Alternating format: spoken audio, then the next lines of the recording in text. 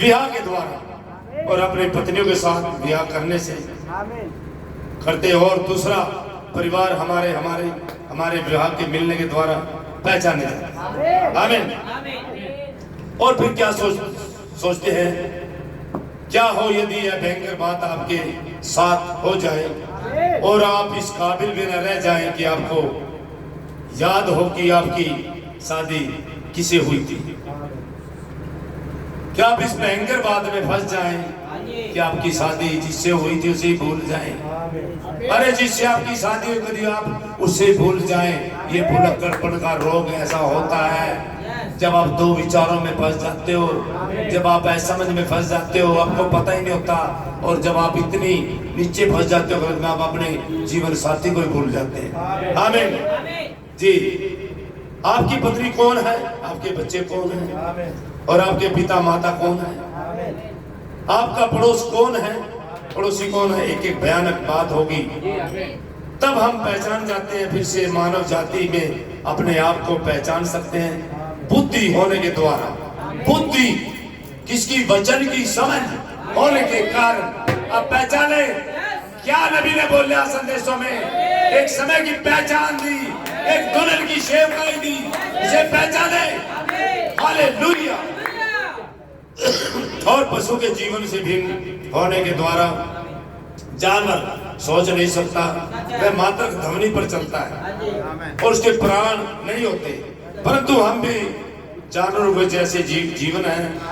हम क्या भिन्न बनाता, हमें क्या भिन्न बनाता है, हम सतनधारी, परंतु क्या वह सतनधारी गर्म खून वाला जानवर होता है, हम भी जानवर के जैसे हैं, परंतु हमें क्या भिन्न बनाता है, हम एक प्राण होने के द्वारा पहचाने जाते हैं, एक विवेक होने के द्वारा पहचाने जाते हैं, जो हमें बताता है कि क्या सही है क्या गलत है।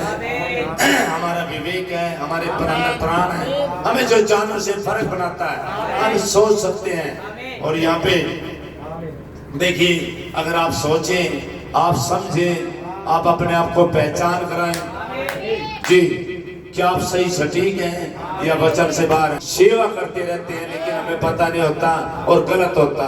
देखिए कि पर दाऊद ने क्या किया, वाचा का संदूक लेके जाना था दाऊद पर में, समझ रहे हो, लेकिन उसने अपने पुरनिया बुलाए, अपने राजमहल में राजा लोग, यानी कि मैं कहूँगा वहाँ पे प्रधान जो भी थे, अपने सेवक जो भी सब इकट्ठे किए और उनसे सलाह मशवरा किया, भाई हम वाचा के संदूक को लेके चलते हैं। तो सभी ने सलाह दी, चलो ठीक है, और नाचना गाना शुरू हो गया, और नई जोड़ी बैलों की गाड़ी मंगाई, सब कुछ नया था, और दाऊद नाच रहा था बड़े आनंद के साथ, बहुत ही जबरदस्त आनंद था। लेकिन और नाचता हुआ आनंद के साथ वो उत्तेजना और जोश में था, वो एक मैं कहता हूँ वो अभिषेक में भी था,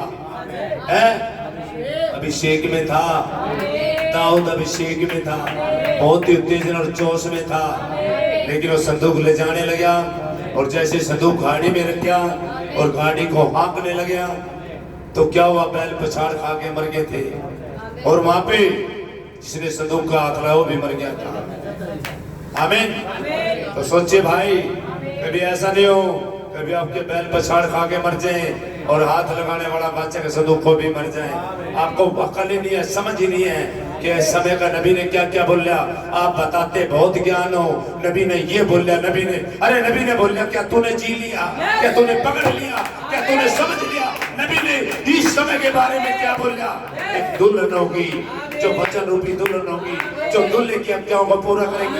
ऐसी पत्नी नहीं हो सकती जो अपने पति की आज्ञा को तोड़े, उसकी आज्ञा को ना माने, फिर वो पत्नी नहीं होती, मतलब विचार नहीं होती है। समझ रहे, ये दुल्हन उसका संपूर्ण वचन होगा जो उसके अंदर होगा, समझ रहे हो, वो दुल्हन होगी, उसके वचन को थाम लेगी। क्या आज इस मौसम में, इस तबाही, इसी 26 में एक रैप्चर है, रैप्चर है, रैप्चर एक रैप्चर है 26 में, दुल्हन जा रही है और कष्ट काल 26 में शुरू हो रहा है। आमीन। तबाही है, लेकिन रैप्चर से पहले क्या होगा, रैप्चर से पहले मंदी का दौर है, बहुत जबरदस्त मंदी का दौर है। आप पहचान ले, आप मंदी को देख के भाज लेना और आ जाना तंबू में।